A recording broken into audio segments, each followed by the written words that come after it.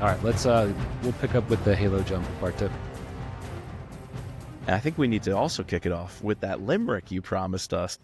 Let's do it. So I would say this is 50% Chris, 50% ChatGPT. Okay. Because of course I start out asking ChatGPT to give me a limerick, but they don't put any meaning. So then I have to massage it, put some, prompt it with some other things because they don't have access to the book. But yeah. Well, I appreciate you taking over the duties of this because I did not have a limerick ready to go. And I opened up these notes. I'm like, oh, Chris GPT wrote a limerick. Great. All right, here you go. A traitor from Poland is in play while Harvath fights night and day. With Sloan and Chase they plot, stealing kits and taking shots in a game where NATO survival is the only way. Very well done. Very well done. You were a certain upgrade over ChatGPT because I knew that wasn't entirely AI when it mentioned Poland and Sloan and Chase stealing the kits, particular things that usually ChatGPT wouldn't get if you asked them for a summary. I'm trying. Yeah. I'm trying to up my limerick game. And actually, Chase Palmer, not to open up with a little, with a bee in my bonnet, some sand in my bottom, but Chase Palmer, loved having him here. But what was with the nonsense of Scott treating him like an amateur? Did that rub you the wrong way when they're going after Trebukov? It was interesting. I feel like we've had Chase around too much for like that to be brought up. I think a couple books ago, you had the right to do it, but now you set him in stone so much, because he has this whole backdrop. Remember, because when he was first introduced, he was like this Uppsala. Yeah, remember the Uppsala? He was undercover. He was embedded with that terrorist group. He was deep undercover. Like his skills would have had to be sharp, and that was at least 6-7 books ago, maybe more. To me, this was almost like a Stan Hurley rubbing on Mitch Rapp kind of deal and kill shot. Like, yeah. I mean, I guess it was out of the blue. One, we don't ever see that dynamic of Scott, and I think maybe because Scott is turning a leaf, this will be my justification, right? He has to take a bigger part of running this organization, and so he's taking stock. And maybe, at times when he just sort of lets things glance on this op, he decided to draw our attention to these various things and think, because towards the end, right, they get the list. Scott gets taken away, but in theory, they have that list of names with everybody involved with this plot. He tells, he doesn't want to do it. At first he wants to do it, but then he turns it down, says no. Sloan and Chase have to go do it. Give them a limited budget, short amount of time. I want to see how well they execute it. So he's transitioning for sure. I think it's like a little bit of that. I think that's what Brad was trying to show us. Yeah. But it caught me off guard. Like, to me, it would almost be better if it was like a new person. If it was a new person we didn't know. The fact that, I think what rubs me the wrong way is the fact that it was Chase Palmer, who was undercover. Been sort of his like right hand man for the last many couple books ago. Was his right hand man. They were on the ground together. He even in the Uppsala was like, this guy did a good job. I trusted him then. And here he's like, in the middle of an op, I have to point out like where the security cameras are and how to hide from them. I'm like, this is not amateur hour while we're in the middle of stopping this thing, going after the high value target behind this whole plot in enemy territory. I just thought it was a bizarre time to bring it up, but you are correct that it was put there so that when Lydia Ryan says, look, we got this list, we want to start going after these guys, are you going to take the job? He says yes, but then he backtracks and goes, no, give it to the kids, like give it to the next generation, they're ready for it. But you could have had that scene anyway. You could have had him bequeath the next steps to the younger people, to the next class, without having to force feed the mentor-mentee thing into it, literally during an op. I'll push back on one other thing, in the sense that I'm almost positive that at some point the old man has said something to Scott in similar fashion. They point out something and we get the inner workings of Scott's head saying, oh, I know that. Even he's like, doesn't need to tell me that. But, always mentor. Yeah, and you know what? There is a nice scene where that comes up when Chase saves him by following his ass. Yeah. He's like, why'd you do that? And he goes, I thought you were making the wrong call. And since you were making the wrong call, I was going to come out and be there. I was going to back you up. After we get this really cool, prep and insertion into Kaliningrad. First of all, Kaliningrad, I went on like a rabbit hole. I didn't realize that there's this whole Russian oblast. It's the exclave, wedged in between Poland and Lithuania. Yeah. It used to be Germany. It's where Kant's buried. Königsberg. Yeah. It used to be called Königsberg. Kant's buried there. It was German, but it was always ethnically Prussia. majority. It was Prussian. It was majority ethnic Russians since the Soviet days. And then with the German reunification, West Germany was like, should we really try to bargain for that faraway part of Russia? And Helmut Kohl, during the unification of Germany, was much more focused on bringing East and West together and not really trying to go back to this old empire of centuries ago and rebuild an old German empire. Like, he knew our best bet to unify and progress is to kind of cut our losses, and other areas that ethnically became less German over time, when people flocked to West Germany, let them go. And Kaliningrad got kind of left behind, and the Russians wanted a warm water port. That was really, really Russia's main thing. Was their only other port was in the North Baltic at St. Petersburg, which you have to go on a very narrow strip of water between Finland and, which one's at the top there? Estonia. And so the only way to get in and out of St. Petersburg is go through there. But the other problem was it's so far north that it's frozen most of the year. So you'd only be able to use that as your only port to the Baltic and to the Atlantic a few months out of the year. And so they really needed a warm water port and territory on the South Baltic. See, this is why it's great to have a geography teacher on the pod. Or to have an author who's really good at faction. Yeah. So, again, like, love that aspect of the book. It causes people to do these little deep dives on their own if they're so inclined to do like I was. But yeah, we get this cool action. We get the insertion. What the hell was up with Scott going half-cocked and just saying, I'm just going to take him right here and now? Dude, that whole thing is what I'm talking about. That whole sequence just felt off. It didn't have the vibe check. It didn't feel like Scot Harvath. It, for a few chapters, felt like another character who's not as good, not as experienced. It felt like, you mentioned Kill Shot before, it felt like American Assassin Mitch Rapp in Istanbul when he makes his first kill. It wasn't the orders, but he saw the opportunity and he took it. And Stan Hurley has to tell him, like, fine, you made the call. You were on the ground. That is what it is. But you also screwed up by making it too personal. So, like, that was amateur hour. You were supposed to learn. You were supposed to get mentored. That's not Scot Harvath. That's not 44-year-old Scot Harvath. Yeah, I know.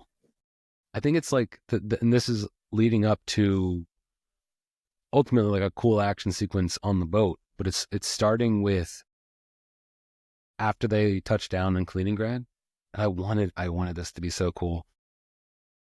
Up until, they're running through the woods. They have this guy, he gets shot. They're taking fire from like 50 Russian soldiers, like in this cool like camp that was used to smuggle spies back and forth. Yashinsky opens up the machine gun. Open up with the machine gun. Is she going to do it? She ultimately decides to do it. Like, all that was cool, but like nasty. And it's like you said, they're in the back of a truck sleeping. They're hiding out in a car wash. They had hide out in the car wash because they kill everybody. I will say, like, yes, Scott does like a bad thing, and he ultimately, like, they get the drop on him. But it was pretty cool when Chase just like boom, like a couple headshots. Like he says, the guy's head explodes in front of him, and like, he has to quick action. Like that was pretty cool. I thought that was when Scott gets taken. I was like, so I remember what happens in Backlash, and I remember the opening. I'm like, is this it? Is this Trebuchov's guys just cornered him? I had the same feeling, and I'm wondering if, like, because we have that previous knowledge, is that why anyways, but this whole sequence was just I will say the worst part of the book. It was a little off, and it confused me I'm because glad you're not I wasn't the only one feeling this. same. I'm glad we're not the only ones, because you and I have been talking up Spymaster for so long, and as I'm reading it, little things like this are happening that I'm like, was this really that book we were talking it up to be so amazing? And thankfully, the ending does set the record straight and make it so. It makes this book jump up the ranks. But if you just had this as like an action sequence, it's not a Scot Harvath scene. You have the car wash stuff as they're waiting. Why did they delay so long getting to the lake? Part of me is like, I understood the rest of the team stationed in Poland has to figure out how to kind of get across the border and smuggle you, where these buoys are stationed. So like, I get some of that takes time, and the exfil of like, who's going to pick him up in a truck. There was that one guy who picked him up in the truck. I get that takes time, but we're just moving a little too slow through all of this. And I couldn't figure out the reason why. And then another thing that felt strange.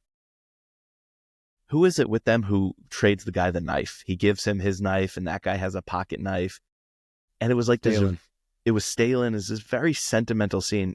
Yet this guy drove them for like a couple of paragraphs. Like maybe they were together hours and built this bond. And he talked about he was part of, I think, or his family. He was descended from this very noble mission. They did the Forest Warriors or something like that. And Stalin was so enamored about that this guy came from this lineage that was involved in the super heroic mission. But it just felt off when they traded knives. I was like, that's a cool thing to do, warrior to warrior. Like, I like that. But this time and place just didn't seem like the right place to put it in. And is it at one point like Chase is he's on lookout duty and he gets spotted and he immediately has to kill the people, and then they have to figure out a way to put another car inside? And the lookout was like hiding behind some wooden pallets. Yeah. That was the dumbest lookout position. I realized that it would take time for this guy to get back. He wasn't planning on picking you up yet. But there was just some other like erroneous details that were kind of thrown in that I think like if you trim it up just a little bit, and it makes the sequence flow a little better. But the guys got to nap again. They got to nap. Yeah, we are. We're picking nets. We're picking nets. We're getting into the weeds. But all these little things did kind of distract and take away from the action and having a coherent sequence. Coming off how tight the whole Gotland sequence exactly. is, I think that this also puts this into worse perspective, right? Like within one book, you're seeing like how well Brad can do things versus exactly. Sometimes it just doesn't work. I will also say, not only compared to earlier in this book, how good Brad can do it, I think use of force kind of was riding too high. It brings down Spymaster, knowing how good the previous book was. Remember, we were talking about going from the Burning Man scene to the Libyan scene, straight into the Italy stuff with the gangs. The last book I like so much, I'm in my mind thinking everything I played up about Spymaster, I think was me misremembering and thinking of use of force. Like I put use of force, Spymaster, and Backlash, I think in my mind, kind of together in this one long story, which they're not exactly, but I think all the action and plots and things that I really enjoyed was actually happening in the last book.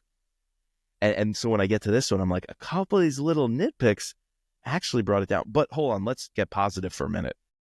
The whole backdrop of Russia wanting to advance its ambitions and NATO having to be the holdout and NATO maneuvering versus an expanding Russia.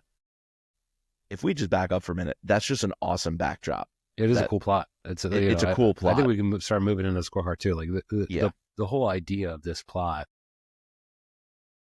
everything we're doing to prevent an Article 5 exactly is super cool. And I think, it's even more interesting now, post Ukraine, like just to, see it, we got to see it in action. And like this is, what is Kyle Moore write? Stranger than fiction, Stranger than fiction. Yeah. Did this book come out after the annexation of Crimea?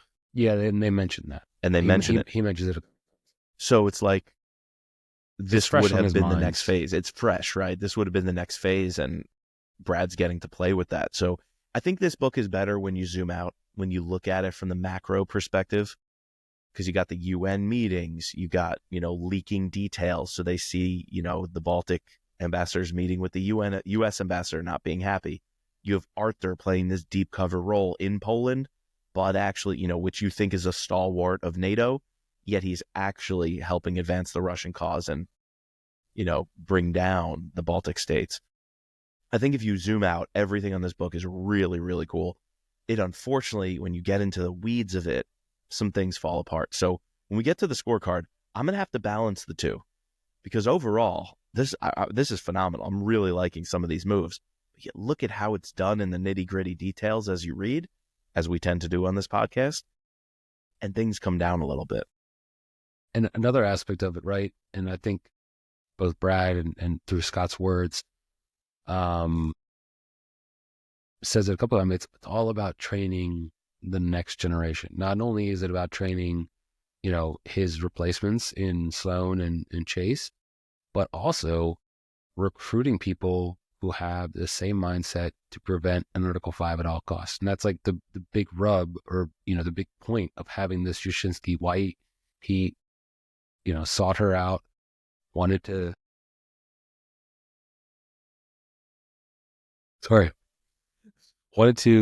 work with her, to entrust, he thought that she has the chops. And if he can install this idea that we must work at all costs, and sometimes it has to be outside the lines to prevent Russia from doing this, then he has an asset for life. Yeah. I don't think she comes back, though. I don't She's think a so good either. character. Yeah, very good character. She could have worked in like a Black Ice kind of scenario, but I don't remember her being in that one. Only book I haven't read. Yeah, well, we'll see. We'll see. But I don't remember her coming back. Though she's poised, she's in a good position, NATO intelligence, to be back. Yeah, I feel like she's the kind of character that could come back on anything. Yeah. No, it's a good point. But we do have to get into the scores, and I don't know if this is going to be as high as I was originally thinking, the way we talked up this book, but action and plot, Chris, what do you say? Let's just say I was shocked at how high we were on the last book. It's unfortunately bringing me down here, because I was crazy. so fond of the last book. So, all right, when I think of action, there's Norway. There's the end. Well, like there's Kaliningrad, the bench scene. The bench in the scene. park. A little bit of shootout in Gotland. The bar scene escape, maybe. Yeah. You have like mostly Kaliningrad and then Not a Norway ton. in the beginning. There's not a lot. Not a lot. A lot of suspense. Yeah. A lot of suspense. A lot of minutia. I think it's like a 7.5. Yeah. Do I be generous and give it a 7? We haven't done this in a while, but I'm toying with a 6.5. Really? For action? It's just there wasn't a lot. And this is, What about the scenes of the attacks? Those are pretty interesting. Like the in one Rome, in Italy, with in the Rome, Contessa, that was a pretty Navona. cool scene. And then the Turkey with the at the train station. Right. Yeah. They're kind of isolated, kind of random. But I get that's the point, because the PRF is supposed to be this cell doing all these various attacks. Yeah, okay, because of that, I'll give it the 7. I'm not going to go lower, but I think the action could have been a lot more. It could have been ratcheted up. Oh, and then the boat scene. I'm definitely not going lower. Yeah, the boat scene's great. Poland, the border. Yeah, I think it's still a 7, though, but there were a couple of gems in there. All right, plot, Mike. What do you got for plot? I'm going to also have to ding it quite a bit for some things we talked about, but I will say the ending saves a lot of points. Where I could have, as I was reading this, go a little bit lower. 2 things save it. The ending, all the pieces fall together. We realized we were being played the same way, the Russians were being played. Mm-hmm. That's why it's called Spymaster. Reed Carlton can do that to you. And the other thing that saves it is the whole NATO versus Russia thing, right post-annexation of Crimea, pre-Ukraine invasion. The same way when we're reading Red War by Kyle Mills in the Vince Flynn in the Mitch Rapp series, this book definitely felt like that. And Kyle actually has, I think, the invasion of Latvia, if I'm not mistaken. Does. Yeah. So we're seeing entire armies move in. There's a battlefield, machine guns on the beach. Scott Coleman and Mitch running, through the front lines. That was missing here. I almost wanted to see the invasion of Gotland go off, or the Russians move into one of the Baltic cities, Riga, Latvia, or Tallinn, Estonia, or something. Seeing one of those massive, huge action pieces would have been cool. I'm going to also go 7. Okay. Yeah. I think I'm going 8. I'm going to, I'm sort of like in my mind dinging it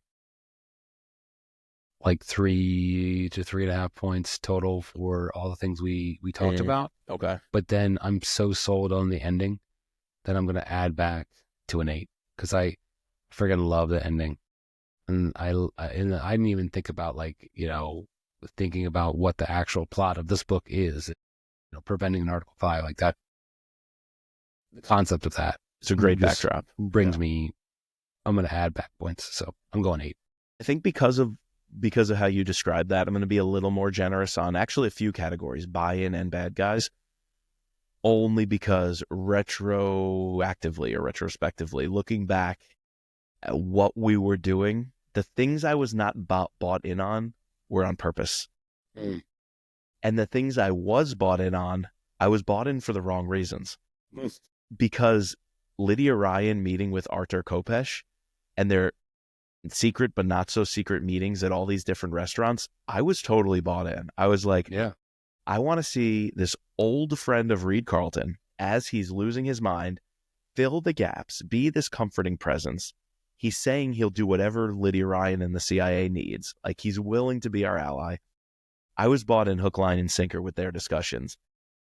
And then to tell me it was spy versus spy, it was a cat and mouse game, and all these other layers were behind it, to go back and reread it again knowing that was just a joy. So if the whole taking nap things, the plot not going well, the whole bench scene in the park, I didn't buy into because Scott was acting like an amateur for some reason out of the blue. The lunch scenes between Lydia Ryan and Artur were top notch. I was bought in every time they met. So because of that, I'm making up ground with a 4. Nice. Yeah, that's I was going for a 4 as well too. I think part of the book is to subvert us and to maybe have us question. So it's not a full 5 because of I think if you tighten up that one sequence in Kaliningrad, it could be a full 5 for buy-in. Also would elevate plot, I think, a little bit, but it's a 4. Yeah, because the other thing with the nukes getting lost, where I also didn't have buy-in, I'm like, why would they just lose these freaking nuclear kits? It was on purpose, right? It was on purpose. So the ending really boosts it up. Yeah. So tell me about bad guys then, because you got to count Matterhorn, right? Oh, yeah, for sure. And I think because, we see him, he's going to be a character that's around in the next book. Great villain. But I also thought that I'm blanking on his name, but the guy who's in Kaliningrad, like playing all the strings. Trebekov. I thought he was an interesting villain. We've kind of seen that style of villain before. He's kind of like off on his own, pulling all the pieces. We don't get too much depth into his background other than he is always your guy. He's going to do what he does best. When you throw in like the other random little bad guys of the Crooked Cop and Gotland. He was interesting. That's an interesting wrinkle. Spetsnaz, Sparman, daughter, Spetsnaz guys. Pretty good. The Butcher, he was an interesting character. So I think it's high. It's like 4. It's between 4 and 4.5. I think Matterhorn might bump it up to a 4.5. Might give me that 4.5. I'm going to go 4.5, but I think what's unfortunate is, can you imagine if we had Arthur earlier in the series a few times? just sprinkled, Oh, very lightly sprinkled in, with no hint that he's hint that he's Matterhorn, no hint that, or even if we can go back like 7 books and find Reed Carlton, drop his name, but then quickly move on, like testing the waters to see if anybody here knows about this guy, but I'm not giving away too much. Like if he was mentioned somewhere earlier, that would have been just epic. Was Matterhorn mentioned ever? That's what I was trying to think of. Like, was it dropped maybe earlier? His code name? You know what was dropped? Look that up on... Trebuchov at one point called the PRF and all the attacks they're doing Operation Transept. That definitely was brought up. And Transept has been an op way early. Maybe like a takedown, I think Transept was the name of the op. I thought it was play. I don't know. Or Brad is just reusing names. So that's the problem. It's either a really long play and there's threads between these guys, or it's just recycling something as a little Easter egg just for fun, or just like you subconsciously use something without remembering that you already used it, but the reason it's coming back to you is because you had used it. It's like a reverse deja vu or something. It's deja vu without remembering. Yeah, that's got to be hard as an author. Like, that's got to be one of my hardest things, is trying not to repeat myself. Try not to repeat yourself, like, on purpose. And to keep it consistent. Self-plagiarize, yeah. Yeah, to keep the universe consistent, yeah. I think that's why timeline jumps are really, really hard. Yes. Because you got to be consistent. All right, good guys. I think it's everybody. I think everybody's coming together. Yeah, and I really like this Monica Yashinsky character. She did well, yeah. I thought she was good. We got a little bit more Sloane. We got a little bit more Chase. Tell us a little bit about Sloane Ashby, Chris. Tell us a little bit about, what you've been dreaming about at night. She's definitely like a book crush of mine. She's your crush? It's Donatella for me, baby. All right. Yeah, it's definitely Donatella, actually. She's crazy. She wild. It's definitely not Anna. Yo, Donatella versus Sloane Ashby. Damn, that's a matchup. We should put that as like a poll. Remember what Facebook started out was? Wasn't it like a rate my girlfriend? No, we won't do that. And we have to give them scores. It's like Donatella's a 10, Sloane Ashby's a 10. But Haney, they're getting some quips. Stalin. It's all the guys. And then we got back in the home front. You got Lydia Ryan. We got the troll. The ambassador. Strum. The ambassador. Like, I five. I mean, the good guys are turning into like a free 5 space, but, because the legwork was done. Yeah. We had books with Lydia Ryan and Bob McGee. We had entire books with Sloane Ashby and Chase Palmer. All of that legwork is paying off in these last few when they come together. Instead of us talking about who's the next team up, how does he randomly meet some people, like Takedown, randomly meet a PTSD group of veterans who he teams up with. Like, no, he's built a team at this point, and that's thanks to Reed Carlton, I would say. For sure. Setting, it's tough because we talked about Love and Gotland, clearly a 5 out of 5. The Norway scene, I felt like you said from the cover of the book, we feel like we're in those woods in the forest. I wanted more description of like inside Kaliningrad. Like, I guess we got a little bit of description about what it is, but other than them landing in that pasture and then going into a car wash, I guess people are not allowed to go there unless you're Russian. Like it's a hard place to get into. So not that much information about just being generally in the Baltic area, especially when they go to like Lithuania. Mm-hmm. When they're in Belgium, there's nothing like, they just literally are in Belgium random. Be in Belgium. Yeah. So yeah, I think Gotland raises it up, but it's not a 5. It's not a 5. It's not a 5. I think it's like 4. I think I have to settle 4 as well. I was wondering if I give it that 4.5 because of Gotland, but a couple other things just not being. When they're in that park on the bench.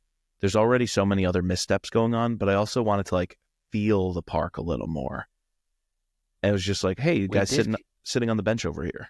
We did get that early when he like walks across and it's covered in locks, and like that's where he says that like they're on the island in Königsberg. That's where Kant is buried. Yeah, the cathedral. But what do these things look like? Like, it says there's these landmarks, but I don't have a great picture in my mind. Where most of Brad's writing is very visual, this is one place where it was a little less visual than I was hoping for. Even the lake between Poland and Kaliningrad, part of me was like, okay, is this like a massive lake? It almost looks like an ocean where you can't see across it, or is this a lake like kind of a pond? Right. And they're saying it runs parallel, like it is the border. So I'm like, is it very long and narrow? Can you see across? I just didn't feel like all the like little details of how to picture this lake were fed to me. So yeah, I think a 4 is the right call. I think we're digging it properly, because I think part of the confusion over the Kaliningrad section is the lack of clarity we're getting with some of the settings. Like, they're in the forest, and it relates to timeline. Yeah, I mean, it's cool that he brings up, this little camp that they're walking to, but I know I didn't feel a sense of, because the timeline was so compressed, but at the same time drawn out. Yeah, like it's a little disconnected. It's a little disconnected. So I think those things like the time and space didn't match up, because you're right. We went from the car wash on the road through this park, through this field, through this forest, out to the waterfront, and then we crossed the water pretty quickly without even spending a lot of time there. Considering like most of that took place with an hour left to go in the book. Exactly. For me, like at 1.8 speed, when we were in Gotland for at least 2 hours of the book. Yeah, probably more. Yeah. Yeah. 4 for setting, which brings us to the covers. Or do you want to do the free space? We've been a little negative. Do you want to pull out some positives here? Let's do the free space. Yeah, do the free space. I'm going to let you go first. You always let me go. I'm trying to, because I always steal the good free spaces. I got to go Matterhorn, my dude. Yeah. I mean, I know we've already given the props with the good guys or the bad guys, but I think just executing this fake, more so that's what I'm giving my 5 points to, is the execution of this ruse, faking out the reader, culminating with this crazy ass cliffhanger, and to know what's coming. Like, I want to go back to a time, I want to relive like finishing the book and be like, what? I have to wait an entire year? Yes. Like, it's crazy. It's crazy. Yes. Because honestly, we actually don't know who dies, if anybody. All we hear is run. No. Spoiler warning for Backlash. Skip ahead a few minutes if you haven't yet read Backlash. For some reason, I guess in my mind, because I had read on and known who died, I thought that it says they die in this book. But no, it's literally just a cliffhanger. It just says run. I don't remember the first time reading it, because in my mind, I'm just like, oh, Spymaster is where they hope to kill everybody. But we only know that because of how Backlash starts. So, spoiler warning. We should add spoiler warnings from Backlash. Whoopsie. Mike, you need to go back and put in a little wee. I think if you read Spymaster, you've read Backlash. Come on. I don't know how you know. So, but yeah. No, you're right. The ending with the cliffhanger we're left on, we haven't done that in a good long time in the series, a cliffhanger that big. Most books have been on their own, standalones. And then also everything about Matterhorn would have been my pick. But because we've said all that, pour one out for the old man, the Spymaster himself. The title of this book is the winner. The old man, the Spymaster, as that quote said that I read out in part 1. And then the other quote, he's the Spymaster now. I'm the captain now. Scot Harvath, he's the captain. He's the Spymaster. And I just think the title matches with those characters, which matches with this great reveal at the end. Perfect 5 out of 5 just for that. Brings us to the coverage. Judge a book by the cover. Pretty good, Chris. They're pretty good. They are really good. Before we get into it, can we just shout out cover D here for a minute? For two reasons. One, that's the Lithuanian edition. That's sick. So knowing that this book contained, like, they decided to release it in Lithuania, that's cool. Exactly. And it's got this labyrinth because obviously all the other covers have a theme: cold weather, the Arctic, this kind of region and the setting. This one goes with a labyrinth, which is awesome because Spymaster is about his mind and the problems of a person like Reed Carlton basically losing his mind and spilling his guts to the maid, right? Or the Marine Corpsmen who are watching him. I think having a labyrinth there with that eye in the middle, is it Reed's eye? They put this kaleidoscope of colors, in the iris. So I'm thinking it's not intended to be one person. Like it's Reed Carlton's eye, but it's also everyone in Reed Carlton's circle that's at the center of the labyrinth. It's all the people he's gone after. It's all the people he's indexed in his mind. It's all the people close to home, that he loves dearly and wants to protect in the field and beyond the grave. Even in his death, he wants his organization to protect. I just think the eye and the labyrinth are two great symbols which undo what every other cover is going for. Winter, Right. Baltic, Right. cold. But no, this one's going for inside of Reed Carlton's mind. That's a cool one. It's probably one of the most unique international covers we've seen that is relevant, and that's not just slapping a dude with a gun, Yep. on the cover. Yep. So yeah, I really enjoy that one. The OG covers of A and B are probably two of my favorite covers from the entire series. Agreed. Completely. I'm not a huge fan of the new line where they add like a big symbol, except for this one. Agreed. And then even before I even knew what the double cross was, like it's both on the Polish and the Lithuanian coat of arms. It's like I wrote it down in the notes. I have notes for you, Mike. I'll be honest, I ChatGPT'd that one. It's the cross of Jagiellons. Yeah, Jagiellon or something. Jagiellons. So it's on the coat of arms for both Poland and Lithuania. Yeah. So it makes sense. We're in this region. And then when I was searching, I really wanted to understand what those buildings were. Like I said, I'm almost positive that is the main cathedral in Visby on Gotland. I want to look that up. Oh, because those three spires. Yeah, everything else. Oh, yeah. Like I was trying to, I was For searching sure, like dude. buildings in Kaliningrad. For sure. Buildings, but like, so it Smart play. It's a smart play to go Visby.